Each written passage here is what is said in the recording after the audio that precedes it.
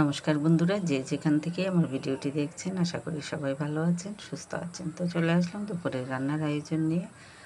আজ রান্না করব মলা মাছ চচ্চড়ি, আলু ডাঁটা টমেটো দিয়ে, শিং মাছ।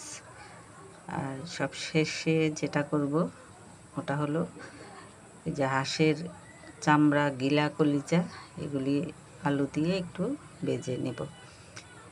আমি হাঁস যতবারই রান্না করি হাঁসের চামড়া আলাদা করে ফেলি। অনেকে আছে যে হাঁসের চামড়া সহ হাঁসটা রান্না করে, ওটা খেতে ভালো লাগে, কারণ হাঁসের যে গায়ের তেলটা, সবটা তেলেই কিন্তু চামড়ার মধ্যে থাকে। তো চামড়া সহ রান্না করতে পারি না, এই জন্যই যে ওরা খেতে চায় না চামড়া থাকলে। হাঁসের চামড়া বলেন, মোরগের চামড়া বলেন, গায়ে থাকলে কেউ খাবে না।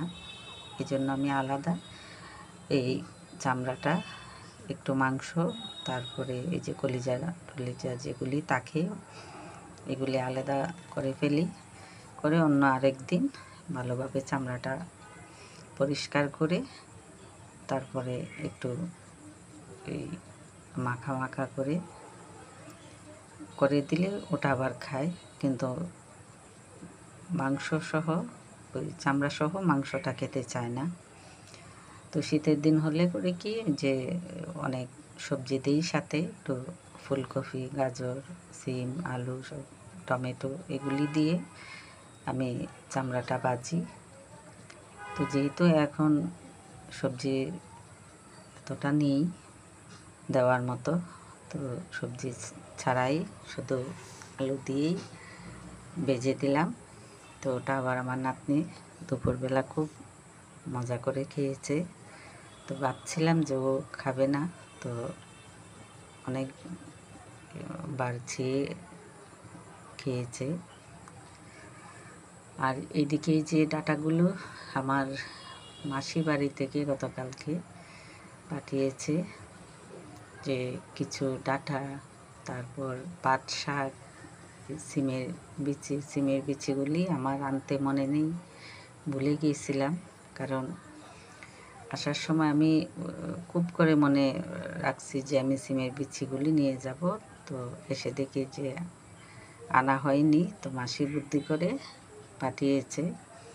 তো ডাঁটাগুলো একেবারেই কিন্তু এই পাশের বাড়ির আরেক লোকের ক্ষেতের। তো মাসিকে বলতেছে যে ডাঁটা পাঠাতে পারবে কি না। তো মাসি বলল পাঠাতে পারবো, দিয়ে দাও। তো উনি দিয়ে গেছে। তো ডাঁটাগুলি এত নরম, এত ভালো লাগছে খেতে।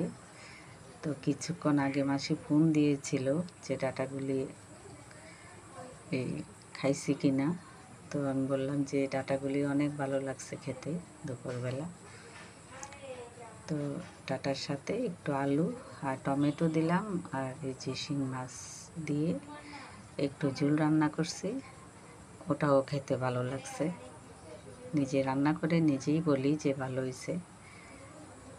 কারণ কিছু কিছু তরকারি আছে যেগুলি আমাদের ভালো লাগে খেতে, দেখা যায় যে ছেলেমেয়েরার এতটা পছন্দ নয়, যে ডাঁটা বলেন, কুমড়া বলেন, ওরা এতটা খেতে চায় না। তো আমার কাছে ডাঁটার তরকারিটা একেবারে মন্দ লাগে না, ভালোই লাগে খেতে।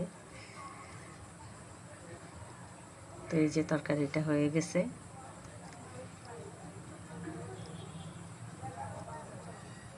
আর মলা মাছের চচ্চড়িটা তো হয়েই গেছে, দেখে ফেলছেন। আর সকালে উঠে টমেটো দিয়ে একটু ডাল রান্না করছি অফ ক্যামেরায়। আর এখন এই যে এই হাঁসের যে চামড়া, কলিজা টলিজা আছে, এগুলি বসিয়ে দেব। আর আজ অনেক দেরি হয়ে গেছে রান্নাটা করতে। এখন যখন রান্নাটা শেষ করি, শেষ হয় নাই এখনও, তখন 2টা বাজে। এই যে এটা বসাইছি, তো এটার পরে যে স্নানের গরম জল হবে। এত গরমেও আমার হাজব্যান্ডের গরম জল লাগে, উনি গরম জল ছাড়া একেবারেই স্নান করতে পারে না। তো গরম জলটা হতেও তো সময় লাগে। আমার এই মুহূর্তে যখন আমি এটা বসাইছি আর 2টা বাজে, তখন আমার যে সব কাজের এলোমেলো লেগে গেছে, এরকম একটা অবস্থা। তো এটা আমি এমনি নাড়াচাড়া দিয়ে তারপরে রাইস কুকারে নিয়ে বসিয়ে এদিকে জলটা বসাইছি। তো জলটা এটা এখন নিয়ে যাব, আলুটা দিয়ে রাইস কুকারে নিয়ে যাব, আর এদিকে জলটা বসিয়ে তারপর রান্নাঘরটা পরিষ্কার করব। কিন্তু রান্নাঘরটাও পরিষ্কার করতে পারবো না, এর মধ্যে মাছ বাজার থেকে চলে আসছে। তো আমাদের এখানকার বাজার, বাসার যে বাজার, এই বাজারটা মূলত দুপুরবেলা, সকালে একটা, দুপুরে একটা, আর রাতে একটা। তো মাছ নিয়ে আসছে, মাছ কেটে তারপরে ঘর পরিষ্কার করব। তো যে একে একে আমার সবগুলো রান্না হয়ে গেছে।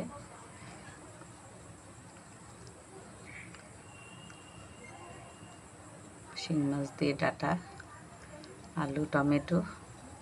তো এই যে সব শেষে খাবারে বসছি সবাই। তো আজ এই পর্যন্তই। ভালো থাকবেন, সুস্থ থাকবেন, আমার পাশে থাকবেন। ধন্যবাদ।